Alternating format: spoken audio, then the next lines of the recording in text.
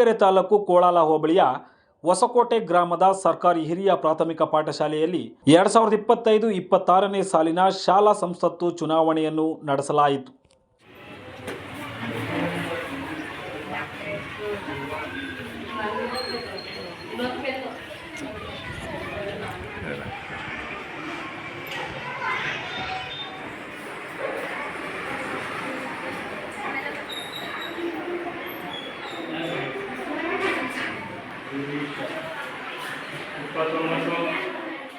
ಇನ್ನು ಶಾಲಾ ಸಂಸತ್ತು ಚುನಾವಣೆಯು ವಿದ್ಯಾರ್ಥಿಗಳಿಂದ ವಿದ್ಯಾರ್ಥಿಗಳಿಗಾಗಿ ವಿದ್ಯಾರ್ಥಿಗಳಿಗೋಸ್ಕರ ನಡೆಸುವಂತಹ ಚುನಾವಣೆಯಾಗಿದ್ದು, ಶಾಲಾ ಮಕ್ಕಳಲ್ಲಿ ನಾಯಕತ್ವದ ಗುಣಗಳನ್ನು ಬೆಳೆಸುವ ಉದ್ದೇಶದಿಂದ ಶಾಲಾ ಸಂಸತ್ತು ಚುನಾವಣೆಯನ್ನು ನಡೆಸಲಾಗುತ್ತಿದೆ. ಮಕ್ಕಳಲ್ಲಿ ಚುನಾವಣೆ ಯಾವ ರೀತಿ ನಡೆಯುತ್ತದೆ, ಯಾವ ಹಂತದಲ್ಲಿ ನಡೆಯುತ್ತದೆ ಎಂಬ ಅರಿವು ಮೂಡಿಸುವುದಕ್ಕಾಗಿ ಪ್ರಾಯೋಗಿಕವಾಗಿ ಇಂದು ಶಾಲೆಯಲ್ಲಿ ಚುನಾವಣೆಯನ್ನು ನಡೆಸಲಾಗುತ್ತಿದೆ.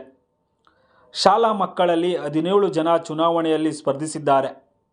ಪ್ರತಿ ವಿದ್ಯಾರ್ಥಿಗಳಿಗೂ 10 ಮತಗಳನ್ನು ಹಾಕುವ ಶಕ್ತಿ ನೀಡಿದ್ದು, ಗೆದ್ದ ಅಭ್ಯರ್ಥಿಗಳಲ್ಲಿ ಮಂತ್ರಿಯನ್ನಾಗಿ ಮಾಡಿ ಶಾಲೆಯನ್ನು ಯಾವ ರೀತಿ ನಿಭಾಯಿಸಬೇಕೆಂಬ ಅರಿವು ಮೂಡಿಸುವುದಕ್ಕಾಗಿ ಈ ಚುನಾವಣೆಯನ್ನು ನಡೆಸಲಾಗುತ್ತಿದೆ.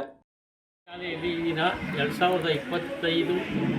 2025-27ನೇ ಸಾಲಿನ ಶಾಲಾ ಸಂಸತ್ ಚುನಾವಣೆಯನ್ನು ನಡೆಸ್ತಾ ಇದ್ದೀವಿ. ಇದಕ್ಕೆ ಮಕ್ಕಳೆಲ್ಲರೂ ಸಜ್ಜಾಗಿ ನಿಂತಿದ್ದಾರೆ ಮತ ಹಾಕೋದಕ್ಕೆ. ಇದರಲ್ಲಿ 17 ಜನ ಕ್ಯಾಂಡಿಡೇಟ್ ಇದ್ದಾರೆ. ಒಬ್ಬರಿಗೆ 10 ಜನ ಅಂದರೆ 10 ಮತಗಳನ್ನು ಚಲಾಯಿಸೋಕ್ಕೆ ಅಧಿಕಾರ ಇರುತ್ತೆ. ಅವರು ಇಷ್ಟ ಬಂದವರಿಗೆ 10 ಜನವನ್ನು ಸೆಲೆಕ್ಟ್ ಮಾಡಿದ್ದಾದಮೇಲೆ ನಾವು ಇವರನ್ನು ಮಂತ್ರಿಗಳನ್ನಾಗಿ ಮಾಡೋದಕ್ಕೆ ಅವರಲ್ಲಿ ಆಯ್ಕೆ ಮಾಡ್ಕೊತಾರೆ. ಈ ವಿಚಾರನೆಲ್ಲ ಮಕ್ಕಳಿಗೆ ಹೇಳಿದ್ದೀವಿ. ಮಕ್ಕಳಿಗೋಸ್ಕರ ಮಾಡುತ್ತಿರುವ ಒಂದು ಪ್ರಜಾಪ್ರಭುತ್ವದ ಒಂದು ವಿಧಿವಿಧಾನ ಇದು. ಮತ್ತು ಮಕ್ಕಳಿಗೆ ಮುಂದೆ ನಾವು 18 ವರ್ಷ ತುಂಬಿದ ಮೇಲೆ ಯಾವ ರೀತಿ ಮತದಾನ ಮಾಡಬೇಕು, ಎಂಥ ವ್ಯಕ್ತಿಗಳನ್ನು ಆಯ್ಕೆ ಮಾಡಬೇಕು, ಯಾವುದೇ ಆಸೆ ಆಮಿಷಗಳಿಗೆ ಒಳಗಾಗದೆ ಉತ್ತಮವಾದ ವ್ಯಕ್ತಿಗಳನ್ನು ಆಯ್ಕೆ ಮಾಡೋದಕ್ಕೆ ಈಗಲಿಂದಲೇ ನಾವು ತಯಾರು ಮಾಡ್ತಾ ಇದ್ದೀವಿ ಮಕ್ಕಳನ್ನು. ಎಲೆಕ್ಷನ್ ಅಂದರೆ ಇನ್ನೂ ಚಿಕ್ಕ ಮಕ್ಕಳು ಇವರು, ಅದಕ್ಕೋಸ್ಕರ ಯಾವ ರೀತಿ ಎಲೆಕ್ಷನ್ ಅವ್ರಿಗೇನು ಗೊತ್ತಿಲ್ಲ. ಬೂತ್ ಅಂದರೆ ಏನೋ ತಿಳ್ಕೊಂಬಿಟ್ಟಾರೆ ಅವರು. ಬೂತ್ ಬಂತು ಹಿಂದೆ ಭೂತ ಅಂತಾರಲ್ಲ, ಏನೋ ದೇವನ ಏನೋ ಅಂತಾರೆ.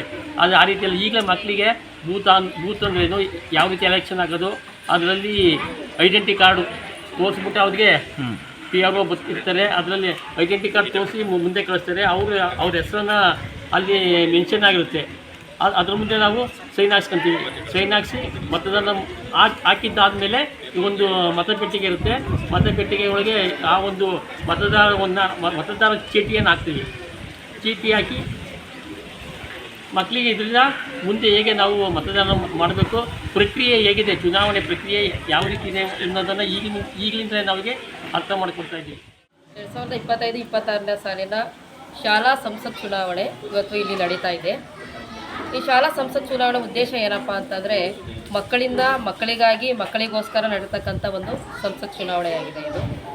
ಈ ಸಂಸತ್ ಚುನಾವಣೆ ಮಾಡ್ತಕ್ಕಂಥ ಉದ್ದೇಶ ಏನು ಅಂತಂದರೆ, ಮಕ್ಕಳಲ್ಲಿ ನಾಯಕತ್ವದ ಗುಣಗಳನ್ನು ಬೆಳೆಸ್ತಕ್ಕಂಥದ್ದು. ನಮ್ಮ ದೇಶ ಗಣತಂತ್ರವಾದಂತಹ ಒಂದು ಪ್ರಜಾಪ್ರಭುತ್ವದಲ್ಲಿ ಇರ್ತಕ್ಕಂಥ ದೇಶ ಆಗಿರೋದ್ರಿಂದ ಮಕ್ಕಳಲ್ಲಿ ಯಾವ ರೀತಿ ಚುನಾವಣಾ ಕಾರ್ಯಗಳು ನಡೆಯುತ್ತವೆ ಅನ್ನೋದನ್ನು ಕ್ರಮಬದ್ಧವಾಗಿ ಸುಸಜ್ಜಿತವಾಗಿ ಯಾವ್ಯಾವ ಹಂತಗಳಲ್ಲಿ ನಡೆಯುತ್ತೆ ಅನ್ನೋದು ನಮ್ಮ ಮಕ್ಕಳಲ್ಲಿ ಇವಾಗ ಅರಿವನ್ನು ಮೂಡಿಸ್ತಕ್ಕಂಥದ್ದು. ಹಿಂದೆ ನಾವು ಬಾಯಲ್ಲಿ ಓರಲಾಗಿ ಹೇಳೋದ್ಕಿಂತ ಪ್ರಾಯೋಗಿಕವಾಗಿ ಈ ಥರ ಮಾಡಿಸೋದ್ರಿಂದ ಮಕ್ಕಳಲ್ಲಿ ಪ್ರತಿಯೊಂದು ಹಂತಗಳನ್ನು ಖುದ್ದು ಅವರು ಪರಿಶೀಲಿಸ್ತಾರೆ, ನೋಡ್ತಾರೆ. ಅವರು ಪ್ರಾತ್ಯಕ್ಷಿಕವಾಗಿ ಅವರು ಕಂಡು ಮಾಡ್ತಕ್ಕಂಥದ್ದಾಗಿರೋದ್ರಿಂದ ಮಕ್ಕಳಲ್ಲಿ ಒಂದು ಒಳ್ಳೆಯ ಅನುಭವವನ್ನು ನೀಡ್ತಕ್ಕಂಥ ಒಂದು ಉದ್ದೇಶ ಆಗಿರ್ತದೆ.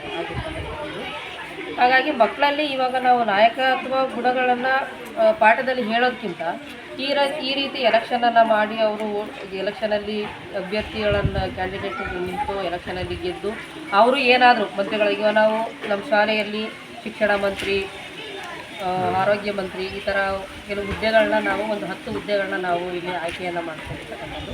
ಅವ್ರದ್ದೇ ಆದಂತಹ ಜವಾಬ್ದಾರಿಗಳು ಏನಿದೆ, ಮಕ್ಕಳು ಅವರ ಒಂದು ಸ್ಥಾನದಲ್ಲಿ ಯಾವ್ಯಾವ ರೀತಿ ಒಳ್ಳೊಳ್ಳೆ ಜವಾಬ್ದಾರಿಗಳನ್ನ ನಿರ್ವಹಿಸಬಹುದು ಅಂತಕ್ಕಂಥದ್ದು ಮಕ್ಕಳಲ್ಲಿ ಒಂದು ಈ ಹಂತದಿಂದಲೇ ಬೆಳವಣಿಗೆ ಆಗುತ್ತೆ. ನಾವಿವಾಗ ಹೇಳ್ತಾ ಇರ್ತೀವಿ, ಇಂದಿನ ಮಕ್ಕಳೇ ನಾಳಿನ ಪ್ರಜೆಗಳು ಅಂತ ಹೇಳ್ಬಿಟ್ಟು. ಅಂತಹ ಪ್ರಜೆಗಳನ್ನು ನಾವು ಶಾಲಾ ಹಂತದಲ್ಲೇ ನಾವು ಈ ನಾಯಕತ್ವ ಗುಣಗಳನ್ನು ಬೆಳೆಸೋದ್ರಿಂದ ಮುಂದೆ ಅವರು ನಮ್ಮ ದೇಶಕ್ಕೆ ಉತ್ತಮ ಪ್ರಜೆಗಳಾಗಿ ನಿರ್ಮಾಣ ಆಗ್ತಾರೆ, ಉತ್ತಮ ಪ್ರಜೆಗಳನ್ನು ನಾವು ಕೊಡುಗೆಯಾಗಿ ಕೊಟ್ಟಂತೆ ಆಗುತ್ತೆ ಅನ್ನೋದು ಈ ಒಂದು ಶಾಲಾ ಸಂಸತ್ನ ಉದ್ದೇಶ ಆಗಿದೆ. ನಾನು ಈ ಸ್ಕೂಲಿನ ತೋಟ ಕೈ ತೋಟಗಳೆಲ್ಲ ಚೆನ್ನಾಗಿ ಚೆನ್ನಾಗಿ ಕಸ ಕಡ್ಡಿ ಬಿದ್ದಿದ್ರೆ ನಾನೆಲ್ಲ ಕ್ಲೀನ್ ಮಾಡಿಸ್ತೀನಿ. ಶಾಲಾ ಚುನಾವಣೆಯಲ್ಲಿ ಸ್ಪರ್ಧಿಯಾಗಿದ್ದೇನೆ. ನಾನು ಗೆದ್ದರೆ ನಮ್ಮ ಶಾಲೆಯನ್ನು ಸ್ವಚ್ಛವಾಗಿಡುತ್ತೇನೆ. ನಾನು ಏನಾದರೂ ಆರೋಗ್ಯ ಮಂತ್ರಿಯಾದರೆ ನಮ್ಮ ಶಾಲೆಯಲ್ಲಿ ಮಕ್ಕಳು ಇರುತ್ತಾರಲ್ಲ ಅವರಿಗೆ ತಲೆ ಬಾಚಿಲ್ಲ ಅಂದರೆ ವಾಪಸ್ ಕಳಿಸ್ತೀನಿ ಅಂತಲ್ಲಿ. ಶಾಲೆಯಲ್ಲಿ ಮತದಾನ ಪ್ರಜಾಪ್ರಭುತ್ವ ಹಬ್ಬ ನಡೆಯುತ್ತಿದೆ. ನಾನು 10 ಜನಕ್ಕೆ ಮತದಾನ ಹಾಕಿದ್ದೇನೆ. ಹಣ ಕೊಡಬಾರದು.